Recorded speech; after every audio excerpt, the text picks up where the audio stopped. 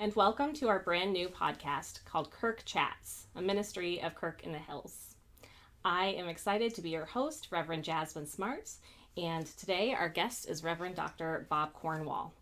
This is a podcast about life, faith, and our changing world. Today we are talking with Reverend Dr. Bob Cornwall. He's a minister at large in the Disciples of Christ Church, and I think most importantly for today's conversation, both is important, but also important for today is you're a historian. So we'll be relying on that today.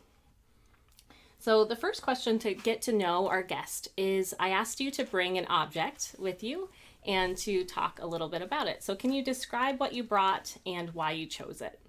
So this is, it's very small, but it's the Book of Common Prayer, 1928.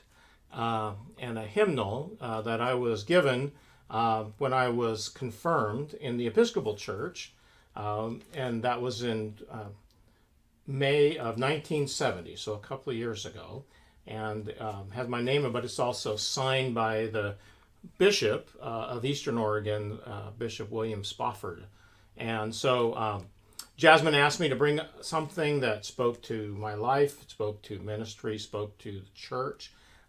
And my journey, spiritual journey, life journey, ministry journey, has its roots in the Episcopal Church. That's what I was born into. I was baptized in the Episcopal Church, and then confirmed, later moved from the Episcopal Church to Foursquare Church. So I've been a bunch of different denominations, which makes me very ecumenical. But this speaks to history and life and kind of where I got my start in my spiritual journey was in the Episcopal Church. And so it's a little bit beat up. My parents gave it to me when I was in 6th grade and 12 years old. So it's been sitting around there. The Episcopal Church no longer uses most of them don't use the 1928 prayer book, but for some people it's still important witness for them. Yes. So that's my object. It tells a little bit about my start as a person. Right. I love the classic gold and how it does look well appreciated. It doesn't look necessarily like one that was your daily reading Bible. You had something else for that, but it's been with you a long time and reminds you of your origins in that way. Yeah. Well, great. Well, I did just want to introduce you a little bit more. First off, we met in Troy, Michigan, where you have been a pastor at the Central Woodward Church. How many years? I was there for 13 years. 13 years. And I served at First Presbyterian of Troy for about 2 years. And we met, especially in interfaith context, that was very important to you. So you mentioned your ecumenical upbringing. But I also happened to be raised in the Foursquare Church, so we've connected over that as well. You know way more about the history of that denomination than they even really taught us. We just kind of pretended like we had come from nothing, right. Which can be kind of a classic evangelical church type thing as well. But today we are talking about history of the church. This is for Reformation Sunday weekend, Reformation weekend, and we're thinking about, if I had brought an object, I have a Calvin bobblehead, like John Calvin bobblehead, because I attended Calvin College, Calvin University, and they sold these bobbleheads. So you can imagine my bobblehead's just sitting here. There we go. But today, talking about the Reformation history, that was what your PhD was in at Fuller Theological Seminary, correct? 18th century. 18th century. I covered from Reformation through the end of the 18th century. Okay. So can you just tell us a little bit about what drew you to history in the first place and what absorbs you about it? So I've been playing with history since I was a kid. For whatever reason, my dad was into history, and I just started reading when I was a kid, a small, young kid, going to the library and picking up books. I was really interested in early on ancient Greece and Roman kinds of stuff. It's what little boys find interesting, Alexander the Great, he was my hero. And then it just kind of stayed with me. I enjoyed taking history courses. I took a bunch of history courses in high school. Took those instead of math. So I'm really bad at math, but know my history. Then I went to a college, but studied Bible and ministry. Focused a lot of my MDiv work. My electives were in history and theology, and then I did a PhD in historical theology, focusing largely on the 18th century Church of England. And but for my exams, I had to start with the Reformation or English Reformation and move forward. So and part of that, well, a large degree to which the reason why I chose to focus on that was my own roots. But my mentor is a British historian, so he wanted me to find an area, and studying the Church of England seemed to fit that. But I started there. I'm disciple now, and then starting Sunday for the next 7 months or so, I'm going to be preaching at a Presbyterian church. So right. I get around. Yes, yeah. Can you tell us a little bit about the Disciples of Christ denomination, if that's new to our listeners, maybe? Sure. We're an American-born denomination, relatively small compared to maybe to the PCUSA. Our roots are early American frontier, which at the time was Western Pennsylvania, Kentucky, and Ohio. And then we kind of moved westward. We're not strong in Michigan, that's for sure. Interestingly enough, connected, since the program here is offspring of Presbyterian churches, our founders were former Presbyterians, so they found the Presbyterian church too confining, especially theologically. Of course, this is on the frontier, and the frontier gave you freedom to do whatever you wanted. Mm-hmm. So they became what we call a restoration movement, trying to go back to the New Testament. Mm-hmm. And so I always like to poke a little conversation with my good friends, who are always good friends who are Presbyterians, that we reformed the Presbyterians. Right. Yeah, and our motto is reformed, always reforming, but how quickly does that happen? Not usually that quickly. Right. All things considered. Well, great. And there's some theological differences, as you mentioned, in terms of freedom, and each church is kind of independent more than the Presbyterian system. Yeah.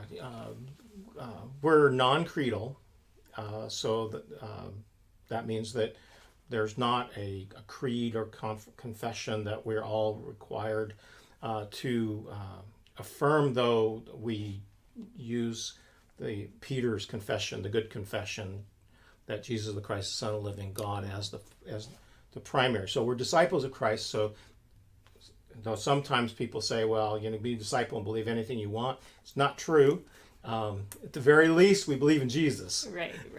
and that scriptural connection. Correct. It's really is the creed or confession is Christ is the creed. That's the idea, and the book that we look to is the Bible, and especially the New Testament. Yeah. Okay. Well, that helps kind of place us, and since I'm Presbyterian, I was new to it, but it's kind of where I landed and where you're going to land for the next few months as well. In terms of going back to the 1500s, mm-hmm. you said you mostly studied Anglican, but we can look at the different people geographically. So, of course, there's Calvin, who's kind of France and Switzerland. Yeah, Geneva. And Geneva. There's right. Luther in Germany, and then there's John Knox in Scotland-ish. And Ulrich Zwingli in Scotland. And Zwingli, yes. So it starts in the 1517 is considered, that's when Luther nails the 95 Theses to the door of the Wittenberg door, declaring his concerns about the Roman Catholic Church, of which he was a member. He was a monk and a professor there at Wittenberg. And that was 1517. A couple of years later, Ulrich Zwingli is in Zurich, and he has a similar situation where he feels that the church has gone astray. By this time, the 2 or 3 years that separate Luther and Zwingli, of course, Luther's ideas start to permeate, and so they find their way to Switzerland. And so Zwingli's kind of the next figure. And then it kind of goes from there. So Calvin is kind of like a second generation reformer. So you have your first generation, which is people like Luther, Zwingli, and then Martin Bucer, who was at Basel, and William Farel, who was actually the first person at Geneva. And then Farel invites Calvin to join him in reforming. And then John Knox comes much later, kind of during the period of what's called Bloody Mary. He was in Scotland, but also in England. And then when Mary takes the throne after the death of Edward VI, a lot of the Reformed people who could escaped to Geneva, and he was among those. And then he goes back after Mary's death, goes back, and then he ends up in Scotland. Okay. And then there are the Puritans in there as well later. Yeah, so the Church of England is kind of we all have heard of Henry VIII and his 6 wives. Henry breaks from Rome in part because he's needing an heir. Catherine of Aragon, his wife, produces a daughter, but in England had never had a queen. So the view was you needed a king, you needed a male heir. And so he was trying to figure out how to deal with this, and he sent out word and got different opinions. Thomas Cranmer came up with the opinion that he could divorce.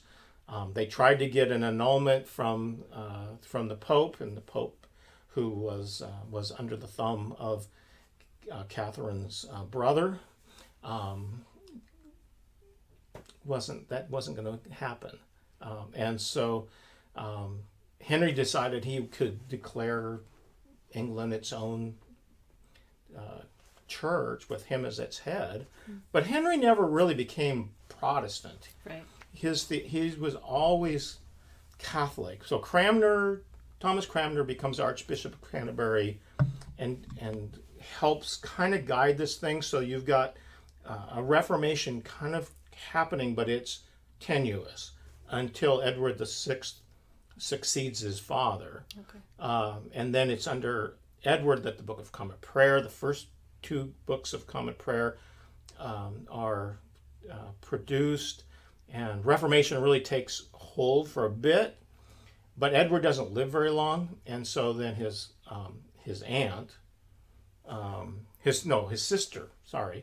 sister Mary then takes the throne, and she's Catholic. She's Catherine of Aragon's daughter, and Catherine of Aragon is the daughter of Ferdinand and Isabella, and Columbus. So kind of you can see how this all this works out.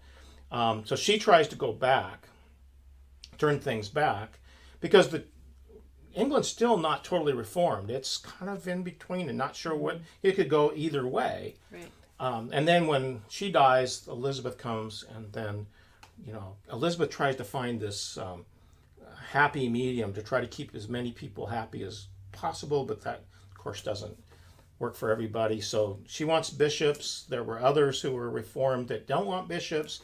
So that you get Puritans and Presbyterians and Congregationalists emerging really during the Elizabethan era. Mm-hmm. And a lot of what you're describing is political, right? Different political aspects, but of course, as Christians, we wish maybe that politics wasn't a part of some of these things. Has the Episcopal Church kind of like, how do they kind of reconcile that? And us too, I mean, in terms of our origins, but also trying to recognize we want to be identified by theological tenets as opposed to some of the political maneuverings. So the Reformation era, there's the question of separation of church and state is not part of the conversation. Right. So we usually talk about the magisterial Reformation, and that was Lutheranism, the Presbyterians, those that are state sponsored. There was another thread, and that's the Anabaptists, who pushed and wanted to separate church and state in many ways. But they felt like that we'll call the magisterial reformers, Luther and Calvin and Zwingli, especially those three, didn't go far enough in terms of restoring the biblical New Testament Christianity. So they were restorationists, and they were persecuted.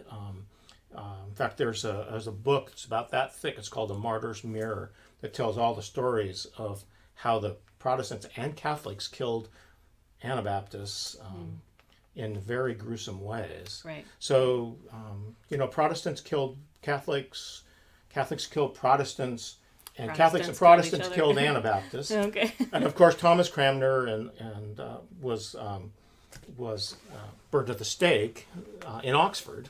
I've seen the spot. So there's an X marks the spot right in the middle of the street there. But interestingly enough, personally, the first Protestant martyr under Mary, Queen, we call her Mary the First, or Bloody Mary, was not a bishop, but a preacher named John Rogers. And John Rogers supposedly is one of my ancestors. Oh, nice. Oh, so it's deep in your blood. Yeah, deep in my blood. Just a note about Anabaptists, that word means baptized again, because they were baptized as infants in the Catholic Church, but they felt biblically there wasn't child baptism. There arguments could be made for it, but most baptisms in the New Testament are believers or adults, because they were the first Christians.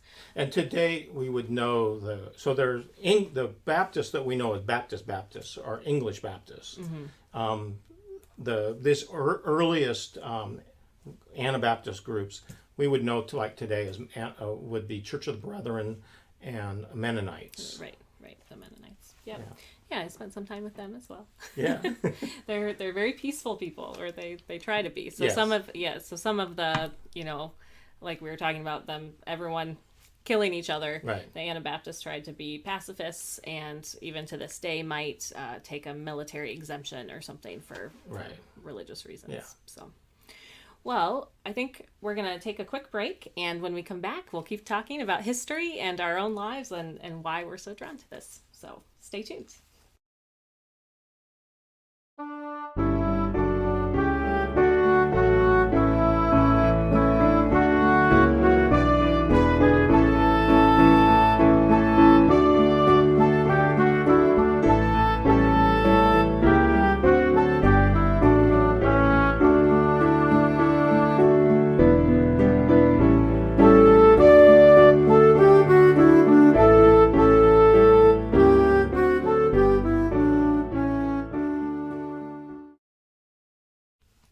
Well, welcome back. I'm here with Reverend Dr. Bob Cornwall, and we are talking about the Reformation. And Bob has a specific book coming out. He's published a number of books on biblical books or some other history pieces as well. But this is a new book that will be released soon. It is. It is released today. Perhaps today. By the time this airs, you might be able to go purchase this. And so tell us a little bit about the book and its description. Okay, so the book is called Called to Bless, and its origins are in a project that I did on a sabbatical about 8 years ago. And the original concept and title was Reclaiming Founding Visions. And the idea is that churches and individuals all have origin stories. And it's helpful for us to know that, and sometimes to reclaim that, especially for churches. Why did the church, that particular congregation, get founded? But this other piece is that we each have origin stories. So what I did was, the book has some sort of a memoir, in the sense is that each chapter explores elements of my own story. So Like I said, I was born into the Episcopal Church. I stayed in the Episcopal Church until I was in high school, and then, like a lot of high schoolers, we decide the church of our parents, our families, doesn't meet the need, and so a lot of my friends were part of this Foursquare Church, which is a Pentecostal denomination, and I followed my way in there, and I was with that group, that denominational tradition, through most of college, and then I ended up in the Disciples, which is American mainline denomination. But over the course of my life, I've spent a lot of time elsewhere. So one chapter is about ecumenism, about the unity, the pursuit for unity. I have a chapter on evangelicalism because I went to an evangelical seminary, and that's part of my story. So each chapter picks up an element of my story.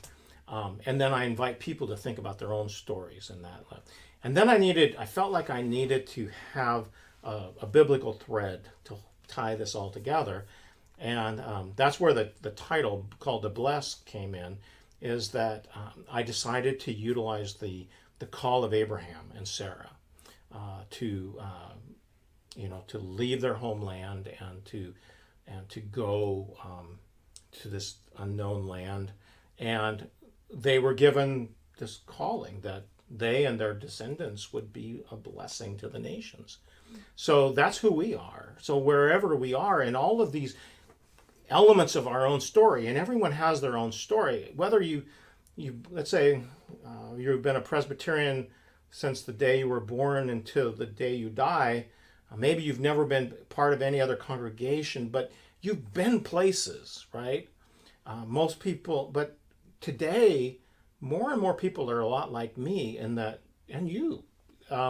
We've been different places, right? And the question that I want to ask with the book is, how do we put it all together? So that's for us as individuals, but congregations too. Most congregations today are not formed by a majority of people who have only known that denomination.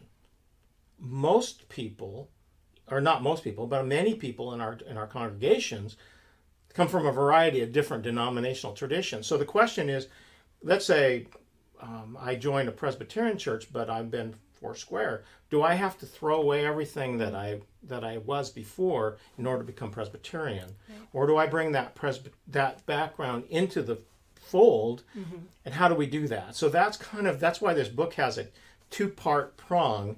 One is for individuals to think about our own journey, but also for congregations to think about who makes up our congregation. Right. And how do we utilize the gifts that they bring. Yeah, and learn from one another in our backgrounds, for sure. I think as a minister candidate, when I was in the ordination process, I definitely faced a lot of skepticism and worry that, I didn't grow up Presbyterian, so what was going to happen when I joined a church? Was I going to take them out of the Presbyterian faith? Which, of course, wasn't the case. It was almost the opposite, it felt like to me. A lot of my colleagues who might have grown up Presbyterian, they didn't see the inner workings of what it actually meant to be a minister or be in leadership. So we were kind of in the same boat, and I had chosen Presbyterianism, so it really became like, of course, I'm not going to leave it. Like, I chose you, So, but I agree. I think the one of my teachers at Calvin, Jamie Smith, wrote a book called Thinking in Tongues, and a philosophy professor.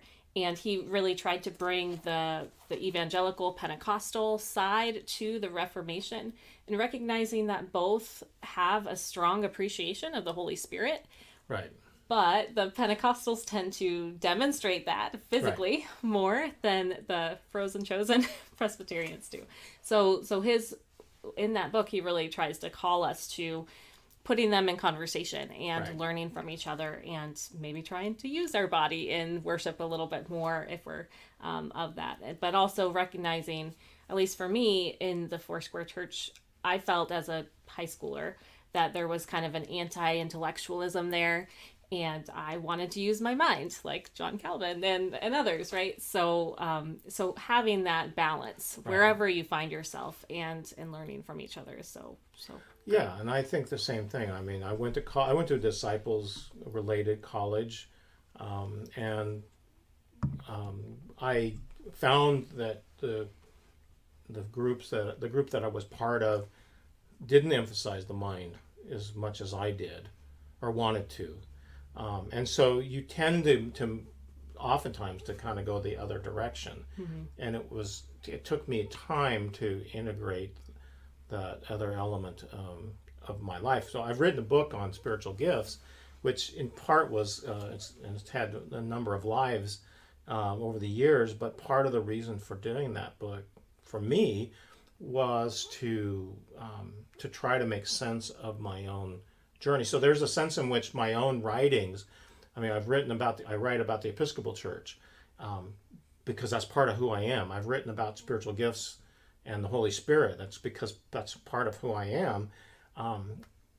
And I write a lot about the disciples and because that's part of who I am. And then of course the biblical stuff that I've written, largely my Bible stuff that I've written largely comes out of teaching Bible as a pastor. Yeah. But our roots are, if you're Presbyterian or disciple or Methodist or whatever you are, you have a certain denominational roots, but all of us have our roots in a biblical story. So we have the story of Jesus. And in my book, what I did was I realized that there's two infancy narratives. Well, there's two genealogies. One has in Luke and one in Matthew. Luke starts the genealogy with Adam, but Matthew starts the genealogy with Abraham. And so that's where I decided I would start with the Matthean genealogy so that we root ourselves in where Matthew does, in Jesus's ancestor, who is Abraham. And so Jesus's ministry is a continuation of Abraham's call. And that's our call too. I mean, we are called to be a blessing to the nations. Right. And that's our root. So the question is, how does each of our traditions influence the way we are a blessing? Yeah.